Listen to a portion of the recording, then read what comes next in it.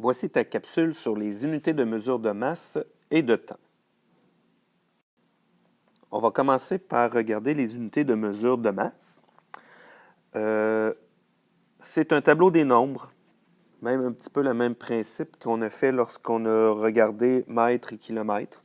Donc, ton unité de base, kilogramme, c'était le mètre lorsqu'on avait fait les unités de mesure de longueur. Kilogramme, ben vois-tu ici, kilo, souviens-toi, ça veut dire 1000. Je l'ai répété souvent en classe. Donc, kilo qui veut dire 1000, c'est 1000 grammes. C'est pour ça que nous sommes la troisième colonne à la gauche des grammes. Fois 10, fois 100, fois 1000. Donc, on est en mesure de trouver des équivalences là, pour trouver combien de kilos vaut le gramme ou l'inverse, combien de grammes vaut de kilogrammes. Ici, l'exemple que tu as ici, si je voulais savoir combien de grammes vaut 6 kilogrammes, ben, je mets mon 6 dans ma colonne des kilogrammes, puis je rajoute des zéros juste à temps que j'atteigne la colonne des grammes. Et si je voulais savoir, par exemple, ici, combien vaut 37 grammes en kilogrammes, ben, alors je mets mon 7, mon dernier chiffre dans ma colonne des grammes, 3 ici dans cette colonne-ci, et je vais rajouter avec des zéros ma virgule parce que je voulais le savoir en kilogrammes. Donc, ce serait ici 37 millièmes kilogrammes.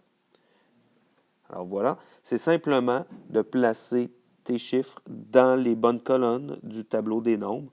Et c'est le même principe que les unités de mesure de longueur, même principe que le tableau des nombres. Deux petits exemples ici pour te pratiquer.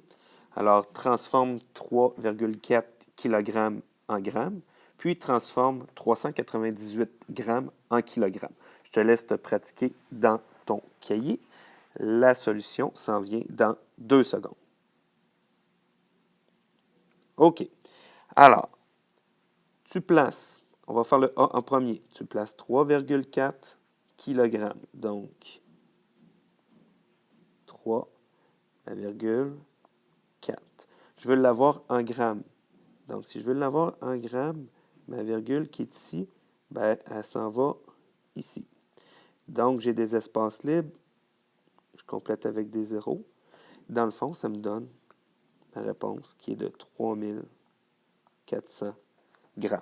3400,0, là, mais là, tu sais que le virgule 0, on n'a pas besoin de l'écrire. Deuxième exemple, 398. Alors, je place 398, mon dernier chiffre vis-à-vis la colonne des grammes. Je le veux en kilogrammes. Donc, je rajoute mon 0 ici. Je ne déplace jamais mes chiffres. Je reste toujours dans les mêmes colonnes.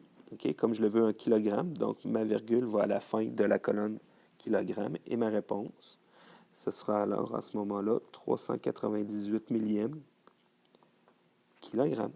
Tout simplement.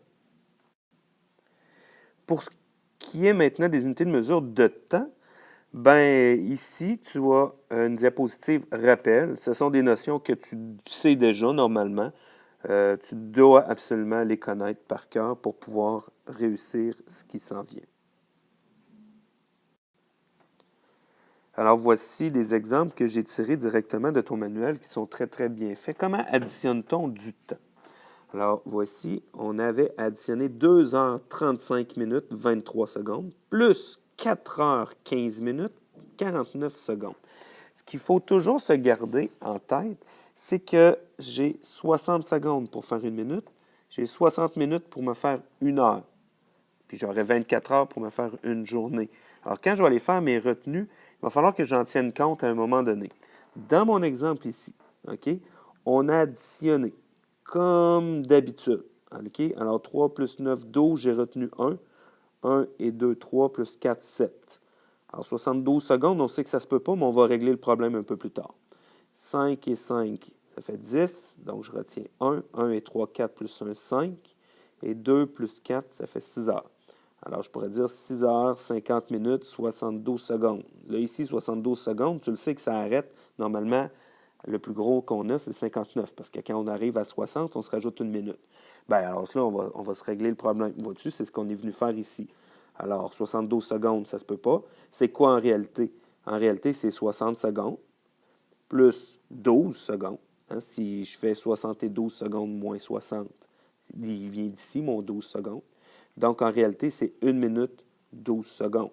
Alors, ici, ça serait 12. Puis ici, il faudrait que je rajoute 1 minute. Alors, c'est ce qu'on est venu faire ici. OK? Alors, mon 6h50 devient 6h51. Puis, dans le fond, mon 60 secondes que je t'allais rajouter en minute, il devient 12 secondes. Alors, ma vraie réponse, c'est celle-là ici. Et lorsqu'on soustrait, c'est la même chose. Il faut le garder en tête aussi que lorsqu'on va aller faire un emprunt, bien là, à ce moment-là, on n'a pas le choix.